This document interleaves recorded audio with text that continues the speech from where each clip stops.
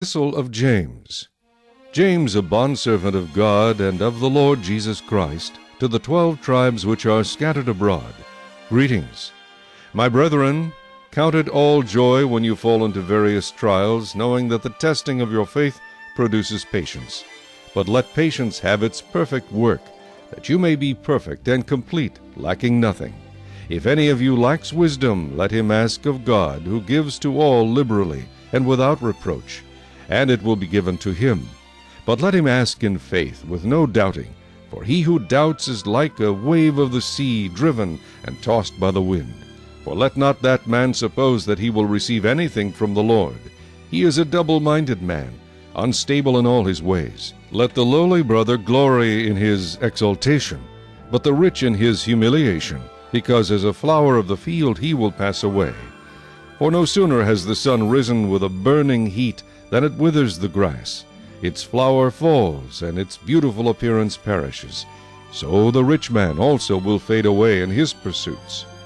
Blessed is the man who endures temptation, for when he has been approved, he will receive the crown of life which the Lord has promised to those who love him. Let no one say when he is tempted, I am tempted by God. For God cannot be tempted by evil, nor does he himself tempt anyone. But each one is tempted when he is drawn away by his own desires and enticed. Then, when desire has conceived, it gives birth to sin, and sin, when it is full grown, brings forth death.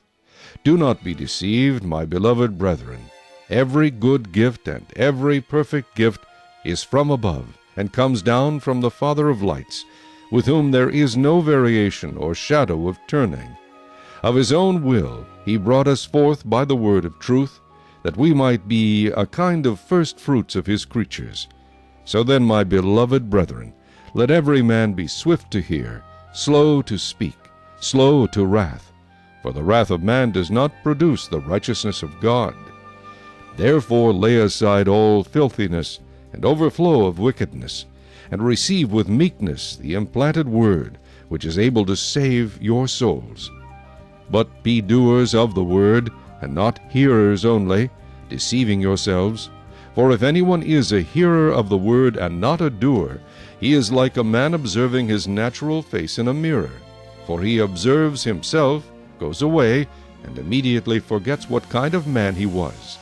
But he who looks into the perfect law of liberty, and continues in it, and is not a forgetful hearer, but a doer of the work, this one will be blessed in what he does.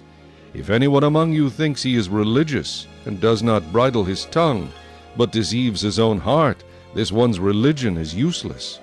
Pure and undefiled religion before God and the Father is this: to visit orphans and widows in their trouble, and to keep oneself unspotted from the world.